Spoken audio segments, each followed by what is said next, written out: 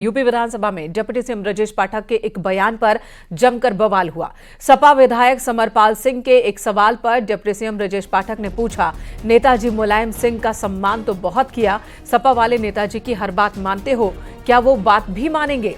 लड़कों से गलती हो जाती है। इसके बाद विधानसभा में सपा विधायकों ने जोरदार हंगामा शुरू कर दिया। सतीश महाना ने मामले को शांत कराने की कोशिश की, कहा हर बात को नेगेटिव मत लीजिए। इस दौरान नेता प्रतिपक्ष माधव प्रसाद पांडे खड़े हो गए। उन्होंने कहा कि नेताजी सम्मानित व्यक्ति रहे हैं, उनके लिए इस तरह की बात नहीं की जानी चाहिए। मंत्री जी ने जानबूझकर ऐसा बोला है कि विवाद हो जाए।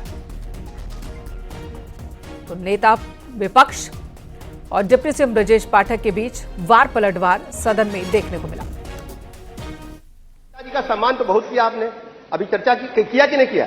नेताजी की सब कही बात मानते हैं ना? मानते हैं ना? बोलो मानते हैं? वो वाली भी मानोगे? लड़कों से गलती हो जाती। शेरमान खान नहीं, वो विषय नहीं, वो विषय नहीं है। मैंने उस विषय का संज्ञान नहीं लिया, पुरानी बातें ये माननीय मंत्री जी जब बोलते हैं तो ऐसी भाषा बोलते हैं कि व्यवधान पैदा हो जाए। अब वो बातों को यहाँ क्या उठा, कौन बड़ी बात थी जो ये सब कहने के लिए? और मुलायम सिंह जी सम्मानित रहे हैं, मुख्यमंत्री रहे हैं, आपकी सरकार ने उनको सम्मानित भी किया है। ये सब क्या आप ऐसी बातें बोलते आते हैं?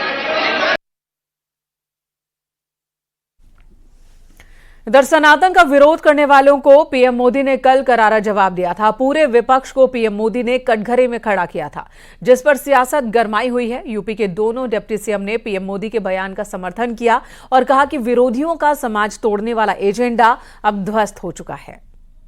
प्रधानमंत्री श्री नरेंद्र मोदी जी जब कुछ कहते तो उसके पीछे आप जानते हैं कांग्रेस के अध्यक्ष ने क्या कहा था कि महाकुंभ में डुबकी लगाने से देश की गरीबी नहीं मिट जाएगी। प्रधानमंत्री जी पर टिप्पणी की थी। फिर अखिलेश यादव जी ने क्या कहा था कि महाकुंभ में वो यही चाहते थे कि कुछ अव्यवस्था हो जाए। फिर उनकी जो पार्टी की समर्थक हैं, जिनके साथ इनका गठबंधन रहता है, टीएमसी की मुखिया ममता बनर्जी जी ने क्या कहा था कि महाकुंभ नहीं मृत्यु कुंभ है। श्री लालू यादव जी जो कांग्रेस के साथी, उन्होंने क्या कहा था कि महाकुंभ फालतू है। तो यह तो हिंदुओं का अपमान है, ये भारतीय संस्कृति का अपमान है और जो श्रद्धालु आए हैं ये उनका अपमान है। और इस अपमान का हिसाब निश्चित तौर से इन दलों को देना पड़ेगा। इन दलों को आप अच्छी तरह जानते हैं इनकी हिम्मत नहीं है, ये तुष्टीकरण की पॉलिटिक्स करते हैं कि अल्पसंख्यक समाज पर, खासकर मुस्लिम समाज पर कोई टिप्पणी कर पाए।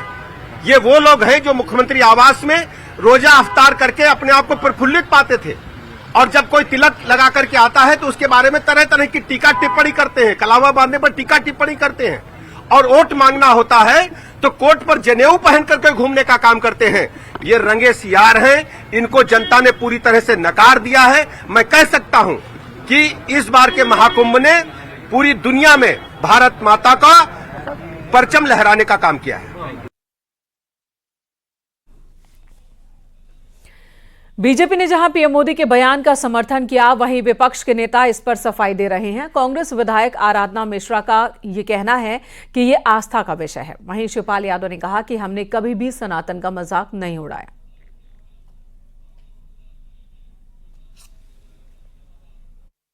देखिए, परंपरा और धर्म आस्था का विषय है और जिसके मन में आस्था है वो अपने हिसाब से उस आस्था की अभिव्यक्ति करता है।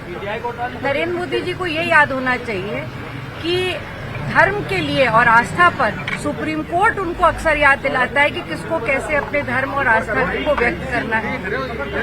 क्या ये संवैधानिक रूप से सही है? धर्म और आस्था व्यक्तिगत विषय है और हर व्यक्ति अपने धर्म का आदर और सम्मान करता है और किसी को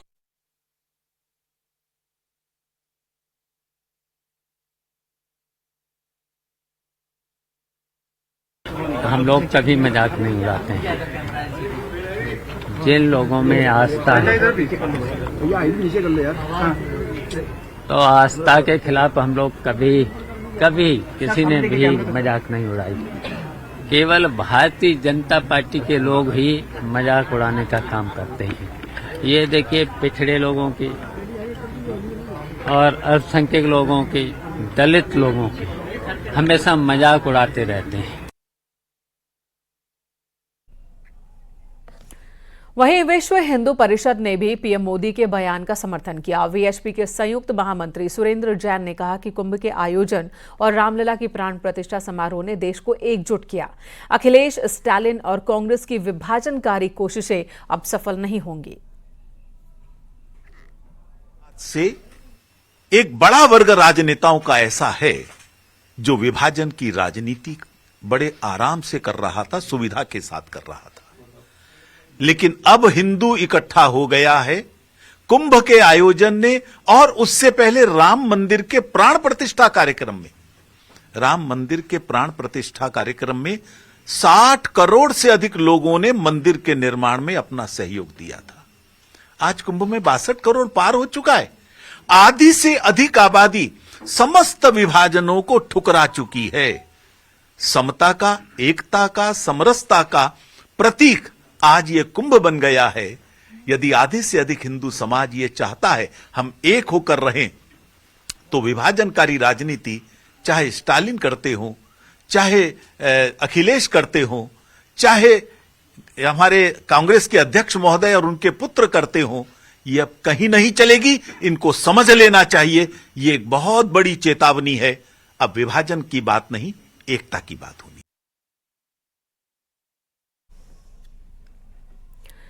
पीएम मोदी ने बुंदेलखंड की धरती से सनातन विरोधियों पर करारा प्रहार किया। प्रधानमंत्री ने उन नेताओं पर हमला बोला जो हिंदू आस्था का माखौल उड़ाते हैं, पर्व, परंपराओं और प्रथाओं को गाली देते रहे हैं।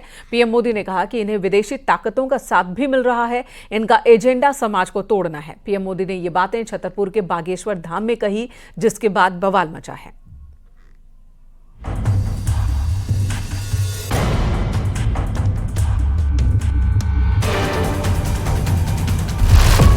सनातन विरोधियों की साजिश। का एक वर्ग ऐसा है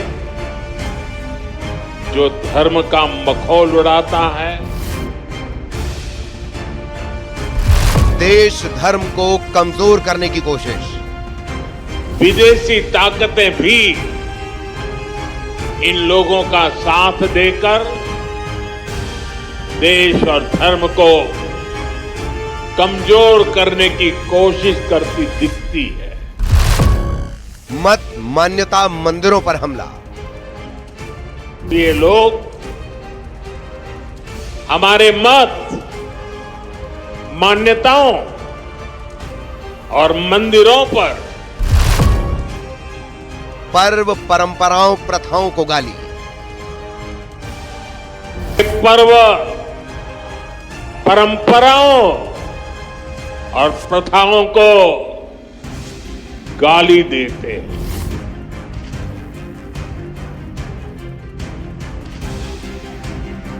सनातन विरोधियों पर पीएम मोदी का करारा प्रहार है ये। आस्था को चोट पहुंचाने वाले, पर्व परंपराओं पर सवाल उठाने वाले विपक्ष के नेताओं पर पीएम मोदी का सबसे बड़ा हमला है ये। हाल के दिनों में कई नेताओं ने महाकुंभ से लेकर हिंदू आस्था तक पर विवादित बयान दिए हैं। पीएम मोदी ने छतरपुर की धरती से उन सभी को जवाब दिया। प्रधानमंत्री Shri Bageshwar Dham medical and research institute का शिलान्यास करने बागेश्वर धाम पहुंचे थे। इस दौरान धर्म का मखौल उड़ाने वाले उन नेताओं पर हमला बोला। आजकल हम देखते हैं कि नेताओं का एक वर्ग ऐसा है जो धर्म का मखौल उड़ाता है, उपहास उड़ाता है, लोगों को तोड़ने में जुटा है। कहा यह हमारी मत, मान्यताओं, मंदिरों पर हमला करते हैं और विदेशी ताकतें भी इन लोगों का साथ देती हैं। पीएम मोदी ने कहा कि जो धर्म, जो संस्कृति स्वभाव से ही प्रगतिशील है, उस पर ये कीचड़ उछालने की हिम्मत दिखाते हैं। हमारे समाज को बांटना, उसकी एकता को तोड़ना ही इनका एजेंडा है। ये लोग हमारे पर्व, परंपराओं और प्रथाओं को गाली देते हैं।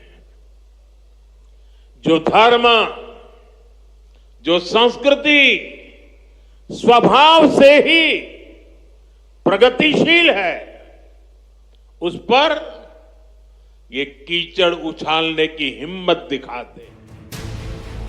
बागेश्वर धाम में 200 करोड़ से ज्यादा की लागत से मेडिकल एंड रिसर्च इंस्टीट्यूट बनाया जा रहा है। यहां आधुनिक मशीनों और विशेषज्ञ डॉक्टरों के माध्यम से गरीब कैंसर रोगियों का निःशुल्क उपचार किया जाएगा। पीएम मोदी ने इस पर खुशी जताई, कहा यह हनुमान जी की कृपा है कि आस्था का केंद्र आरोग्य का केंद्र भी बनने जा रहा है। पीएम मोदी ने कहा कि हमारे मंदिर पूजन और साधना के साथ विज्ञान और सामाजिक चिंतन और चेतना के केंद्र रहे हैं। ये हनुमान जी की कृपा है कि आस्था का ये केंद्र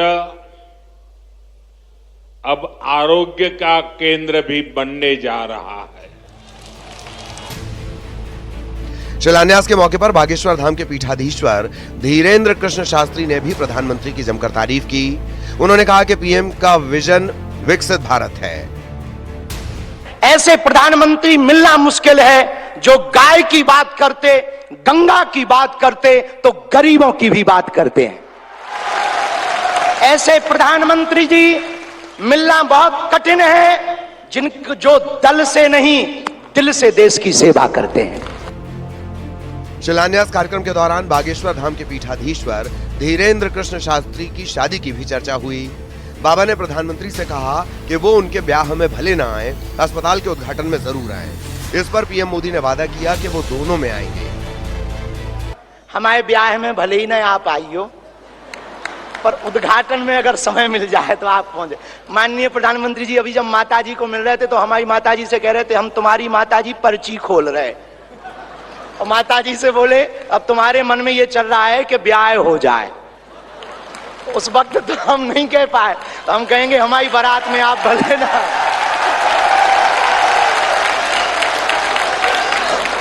और हमने जब माताजी के प्रति आपका भाव देखा, सॉल लाए माताजी के लिए और हमें मिला संदेशा के 5 मिनट हम माताजी को मिले। हम माताजी का जैसे ही भाव माताजी के प्रति देखा, हमने वहीं बैठे बैठे प्रण लिया कि माननीय प्रधानमंत्री जी की माताजी के नाम से इस अस्पताल में एक वार्ड बनाया जाएगा।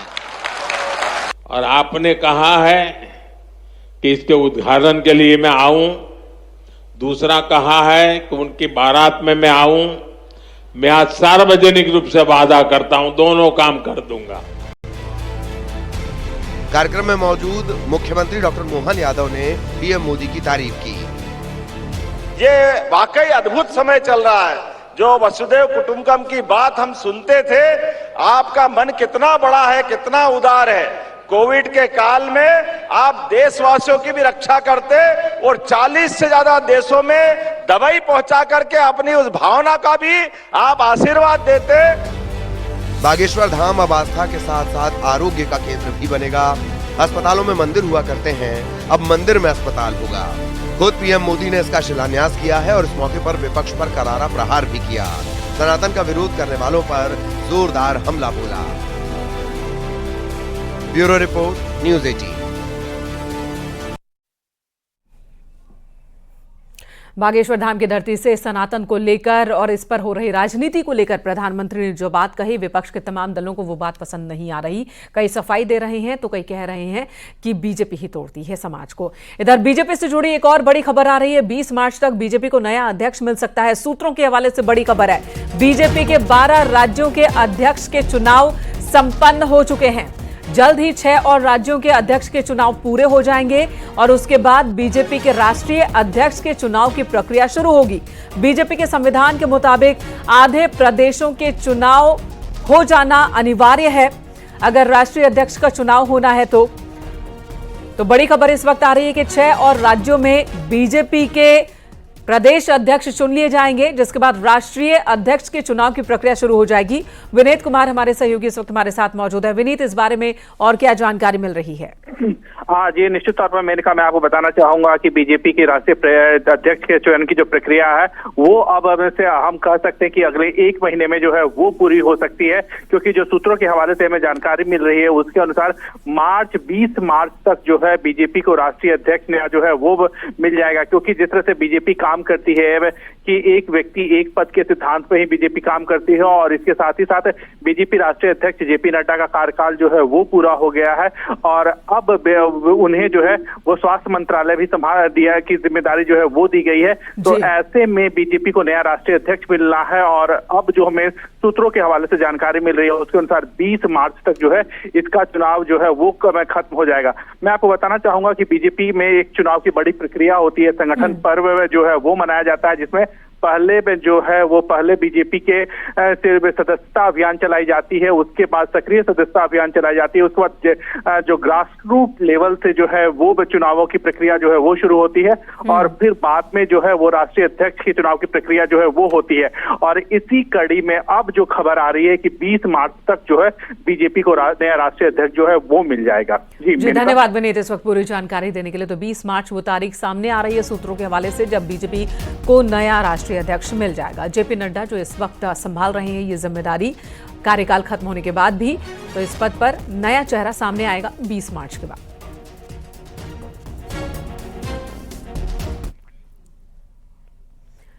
समाजवादी पार्टी के प्रमुख अखिलेश यादव ने बीजेपी पर कमेंट किया है। बीजेपी से पूछा कि मैंने तो गंगा में नहा लिया, अब क्या गंगा को भी धोगे और कैसे धोगे।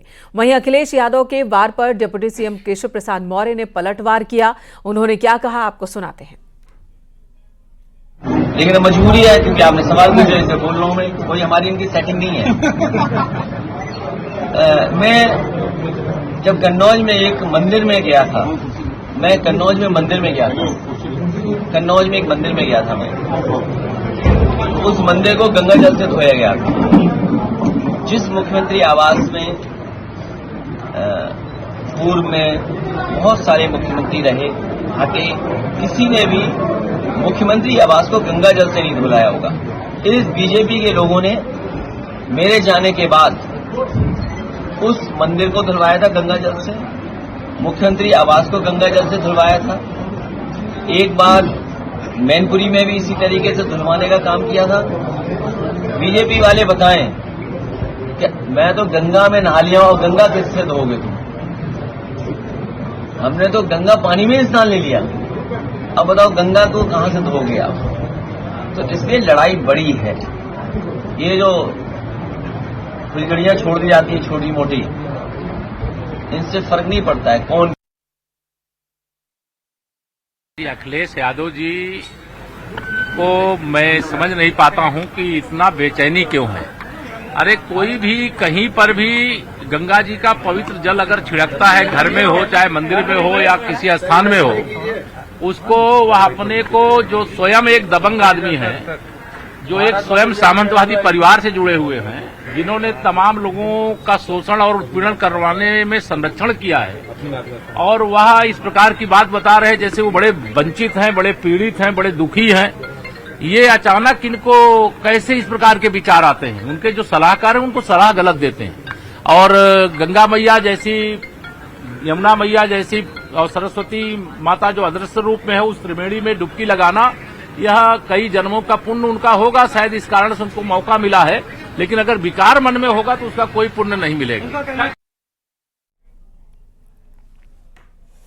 और अखिलेश यादव को अपने इस बयान के लिए कांग्रेस का समर्थन मिला है। विधायक आराधना मिश्रा ने अखिलेश यादव का समर्थन किया है। वहीं पर डिप्टी सीएम ब्रजेश पाठक ने करारा हमला बोला। संकीर्ण विचारधारा है भारतीय जनता पार्टी की। किसी की भी धर्म के और उसकी आस्था का सम्मान न करना और केवल अपने को उसकी धर्म ध्वजा पकड़ा करके रखना, ये भारतीय जनता पार्टी की विचारधारा है। और हम सब अपने अपने हिसाब से अपने अपने धर्म का सम्मान भी करते। अखिलेश यादव जी और समाजवादी पार्टी और इंडी गठबंधन के नेता पूरी तरह से फ्रस्ट्रेशन में हैं।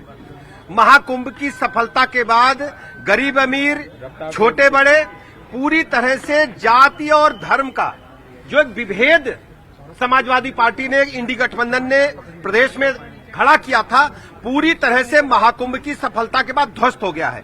अब इनके पेट में दर्द हो रहा है कि सनातन संस्कृति पूरी दुनिया में सर्वोच्च शिखर की ओर कैसे जा रही है। आज हम कह सकते हैं महाकुंभ में देश का, दुनिया का सनातन धर्म मानने वाला व्यक्ति, हर व्यक्ति पहुंच